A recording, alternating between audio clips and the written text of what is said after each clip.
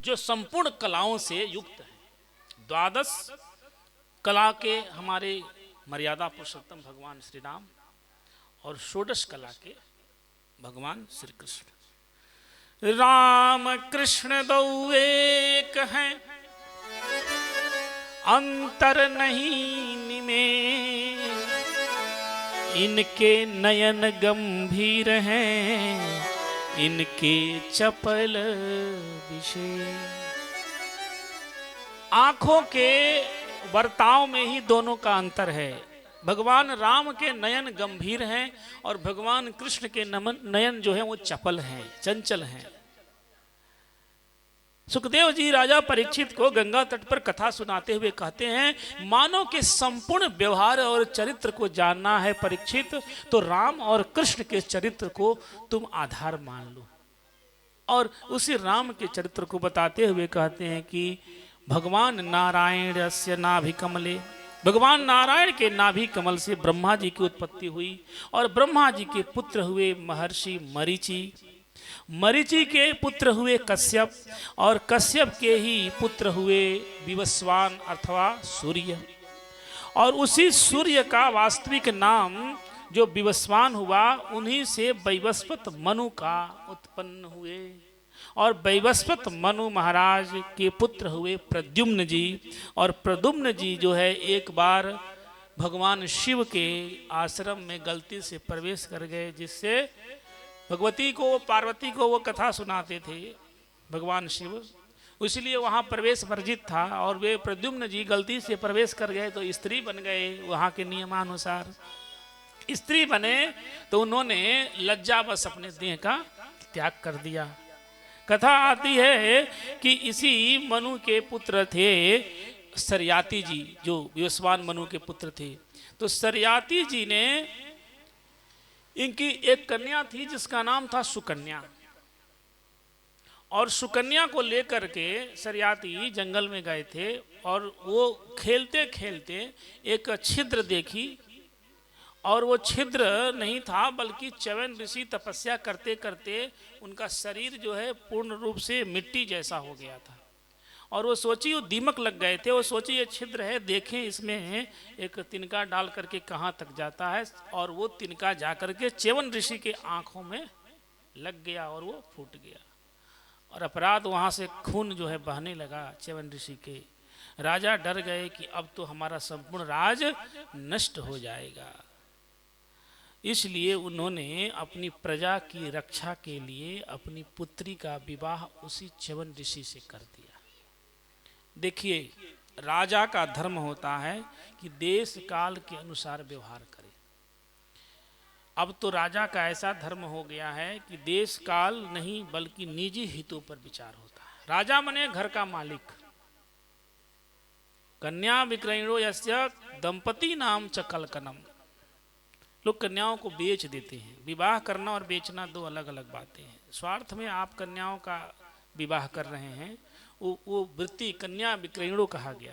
और दंपति नाम से कलकनम, अगर आप लोभवश कि बड़ा पैसा वाला है, बहुत श्रेष्ठ है, बड़ा नाम है, बड़ा लोग जय जय करते हैं, इसके यहाँ कन्या देने से हमारा भी सम्मान बढ़ेगा। जहाँ आप अपने निजी सुख को देखेंगे कि लड़की देंगे तो हमारा भी कुछ रहेगा, तो दंपति ना चमकलकनम, फिर पति पत्नी में खूब लड़ाई होगा निश्चित रूप से। ये भागवत की लाइन है और वो भी जो है नारद जी ने कहा है कि बेचने वाला काम नहीं, आपको श्रेष्ठता के लिए कन्या का, गुणवते कन्या का प्रतिपादनीय, गुणवान व्यक्ति को कन्या दीजिए। फिर वो गुणवान होगा तो क्या होगा, देखिए कला होगा भी ना तो संभाल लेगा। और गुणवान नहीं है, धनवान है, बलवान है, तो वो कलह को संभाल नहीं पाएगा। अगर गुणवान होने पर भी कलह अगर नहीं संभाल रहा है तो अवश्यमेव भोक्तव्यम कृते कर्मा शुभाशुभम त्रिभि जन्मै त्रिभि वर्षै त्रिभि पक्षै त्रिभि दिनै। अगर सब कुछ होने पर भी आपका कलह नहीं थम रहा है तो समझिए कि ये 3 जन्मों का कुछ छूट गया है, जिसका बंटवारा हो रहा है। 3 जन्मों का कुछ होगा पिछले जन्म का होगा, 3 वर्षों का कुछ अपराध बन पड़ा होगा, 3 महीने का अपराध बन पड़ा होगा, लेकिन वो भोग रहे हैं। अवश्य में वो भोक्तव्यम, निश्चितम भोक्तव्यम, तत्र नास्ति शंका, निश्चयेन प्राप्तव्यम भोक्तव्यम। तो अब जो है ये च्यवन ऋषि को इन्होंने कन्या इसलिए दी कि कन्या के द्वारा ये अपराध हुआ है, और अगर ये अपराध अनजाने में हुआ है यद्यपि, लेकिन ऋषि अगर रुष्ट हो गए तो हमारी प्रजा नष्ट हो जाएगी, और प्रजा नष्ट हो जाएगी तो राजा का क्या औचित्य रह गया। राजा दिलीप इन्हीं के वंशज थे, और दिलीप ने एक गौ के लिए अपने शरीर को दे दिया कि ये आप मेरा शरीर खा जाइए सिंह को, और इस गाय को छोड़ दीजिए। सिंह बोला कि राजन, तुम अगर जीवित रहोगे तो इस गाय के जैसी हजारों गायें तुम दे सकते हो अपने वशिष्ठ जी को, लेकिन तुम कितना मूर्ख हो कि एक गाय के बदले शरीर अपना दे रहे हो। कहे नहीं, अगर मेरा यश नष्ट हो गया कि क्षत्रिय कुल का दिलीप, सूर्य कुल का दिलीप, विवस्वान मनु का वंशज दिलीप एक गाय की रक्षा नहीं कर सका तो प्रजा की रक्षा क्या करेगा। और वही 21वें दिन वो गाय परीक्षा ले रही थी कि जाओ तुम्हें संतान होगा। देखिए, धनवान घरों में संतानवान होना जरूरी नहीं है, समय लगता है। यही है रामचरित्र का प्रारंभ। आइए तो इसमें जो है कहते हैं कि जब आपके सरियाती जी के साथ ये घटना हुई तो इनके साथ इनका विवाह हो गया च्यवन ऋषि का, और च्यवन ऋषि ने अश्विनी कुमारों का आवाहन करके अपने आँखों को ठीक किया और अपनी वृद्धावस्था को ठीक किया। इससे ये पता चलता है कि आप अगर जर्जर अवस्था में हैं, कमज़ोर हैं, तो दवा से ठीक हो सकते हैं। आगे कथा आती है कि जो है इक्ष्वाकु के बड़े पुत्र थे जिनका नाम था विकुक्षी, और इन्हीं के वंश में युवनाश्च जो है इनके पुत्र हुए, और इस युवनाश्च की 100 रानियां थी, पर संतान कोई नहीं था। यज्ञ के हवि का जो प्राप्त हुआ था ब्राह्मणों के द्वारा, उसको रात में राजा भूलवश पी गए थे। राजा ही उस हवि को, जो कि पुत्र के लिए था, रानी को पीना चाहिए, राजा ही पी गए थे, और उन्हीं के पी जाने से उनके कुच्छी को, पेट को चीड़ करके एक पुत्र निकाला गया जिसको इंद्र ने दूध पिलाया था।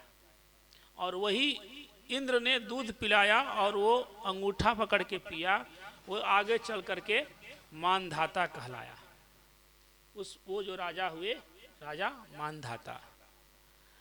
और फिर इन्हीं के यहाँ आगे चल करके राजा मुचकुंद हुए, और इसी वंश में त्रिशंकु हुए। त्रिशंकु के पुत्र हुए हरिश्चंद्र, हरिश्चंद्र के रोहिताश्व हुए, और रोहित के पुत्र थे हरित।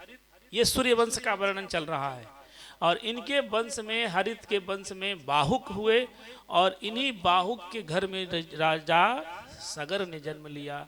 और सगर ने जो है अश्वमेघ यज्ञ किया। 100वें अश्वमेघ यज्ञ के में घोड़ा इंद्र ने चुरा करके कपिल जी के आश्रम में बांध दिया था। कपिल जी के तेज से जो इनके पत्नियां थीं, 2 पत्नियां थीं, तो सुमति की जो थी वो 60,000 थी, और उसी को 60,000 पुत्रों ने पूरे पाताल को खोद करके कपिल को जल का, कपिल के तेज से जल करके राख हुए। और सगर के जो दूसरी पत्नी थी जिसका नाम केसनी था, उसका एकमात्र पुत्र था जिसका नाम असमंजस, और वो असमंजस ने बहुत प्रयास किया, अपने भाइयों को तो खोजा ही, प्रयास किया कि इनको तारें, पर असफल रहे। असमंजस का प्रयास असफल रहा तो असमंजस के पुत्र हुए अंशुमान। अंशुमान ने भी गंगा जी के लिए बहुत प्रयास किया, लेकिन कोई प्रयास सफल नहीं हुआ। इनके ही वंशज में आए भगीरथ, और भगीरथ ने जो प्रयास किया वो भागीरथी को लाने में सहायक हुआ। कल कल निनादनी गंगा ने धरा पर अवतरण किया। बोलिए पवित्र पावनी माँ गंगा की। गंगा ने इन 60,000 पुत्रों को, जो कि राजा सगर के थे, इन्होंने तारी, और तारने के बाद भगवान का कहते हैं कि इसमें सौदास हुए, और एक खटवांग नाम के राजा हुए। तो एक मुहूर्त में उन्होंने मुक्ति पाई थी खटवांग। और खटवांग के ही पुत्र थे दीर्घबाहु, दीर्घबाहु के पुत्र थे राजा रघु, रघु के अज, अज के दशरथ और दशरथ के ही पुत्र के रूप में हमारे राम जी आए। तो भगवान राम के आने का प्रकल्प हो रहा है। आइए नवमी तिथि मधुमास पुनीता, नवमी तिथि मधुमास